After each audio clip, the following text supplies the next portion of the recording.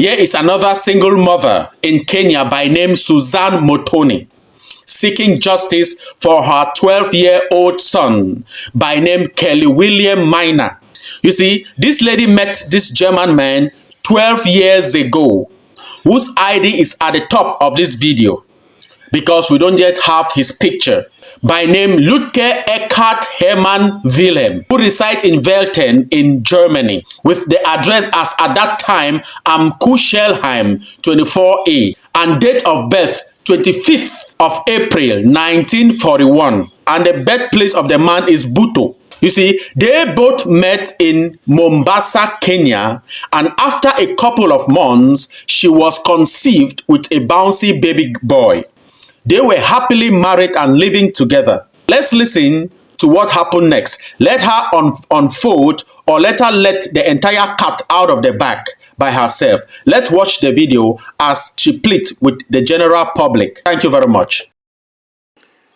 Hello, Trim. My name is Susan.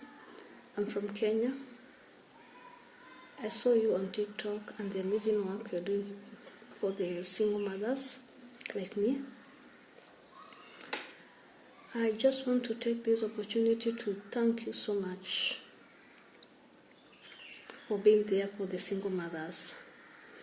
I saw the case of this Ugandan lady and my story relates to hers. So that's why I decided to reach you and maybe see if you can help me. It was last 12 years ago. I met this man, Mr. Eckhard Rutske, in Mombasa, Kenya, and we got into a relationship. And after some months, we sired a bouncing baby boy, Kelly Hermann. He's now 12 years. We lived a happily marriage, and I had this friend of mine. She was like a sister to me. So we were living together in the same room with my husband and my child. And one day I felt sick. My husband told my sister to take me to the hospital. Before taking me to the hospital, he told my sister, the lady, that it was a secret. They never wanted me to know. So Mr. Rutske told my sister that he's going to take us to Germany because he doesn't want the son to be in Kenya. And my sister told me about it. And I said it's okay. So I started to look for the birth certificate for the baby. So while in the hospital, I asked my sister to go back to the apartment where we were living, me and my husband and my child, to get some money for the hospital. And the next minute, I was in the hospital alone with the baby. The next minute was a call from the apartment management. They asked me, Susan, where are you? I told them that I'm in the hospital. I ain't feeling well. And they told me, how? Your husband is leaving with some luggages, some bags. I asked him what? He was not supposed to leave. He was supposed to stay for 3 months. How? And have you seen my sister there? They told me, yes, your sister was here, but she left. So I was so much confused. I never knew what to do. I was in the hospital, very sick. I couldn't even take myself to the apartment. So I decided to wait for my sister to come and tell me what happened. But when she came, I asked her about the leaving of my husband. If she was there when Eki left. But she told me she left the house and Eki was there, and she never seems like he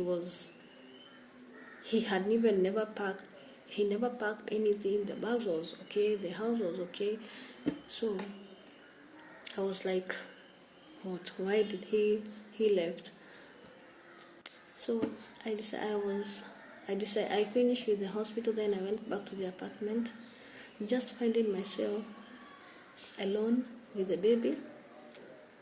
The only thing he left was 8,000 Kenyan money and a note notifying me that he will come back after 8 years to take his son. So the next minute was like confusion. Like I was living in the apartment. It was 30,000. He left 8,000. We need food for the baby. We need pampers. We need everything for the baby. So I decided to sell everything that I had to go back home to my mother's place. And that's what I did. I went back home. So the journey started there. The hard life started there. I had no job. My mother was poor. No job. It was very hard for me. But I always prayed and told God, give me the strength. Give me the strength to be there for my son. And after those 8 years, he never came back. He never called. I never heard anything from him.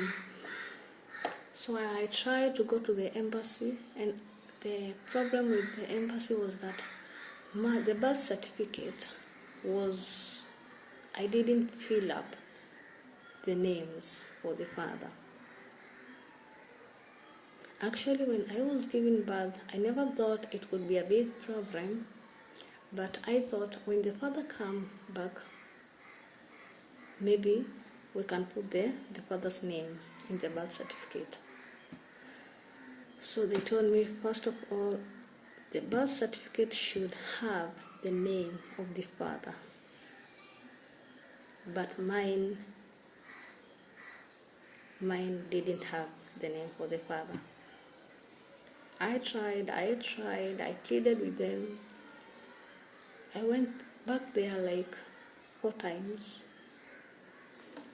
The last minute they told me to find a lawyer online because the father,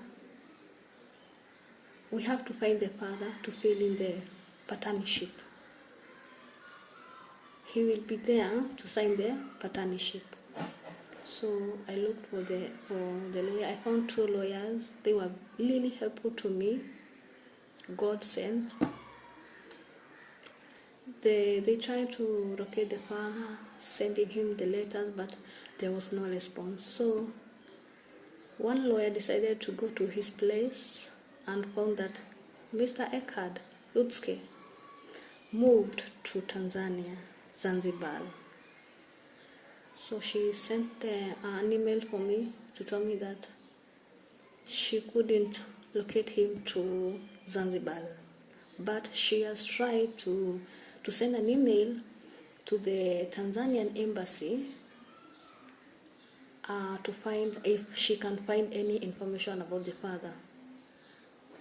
But the Tanzanian embassy never responded to her emails. So I was like, the problem I have with the boy, everything is me. The life hard we have been going through. I really felt bad and I couldn't help myself. So